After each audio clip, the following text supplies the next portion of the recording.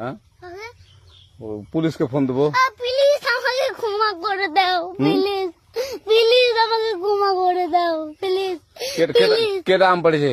ওই যে ফারুককে ধরে নিয়ে আসেন, ওয়ে জিরাচ্ছে, আমি জিরাই নাই, প্লিজ। ওই আমটা তুল আমটা তুল। কোনটা আম?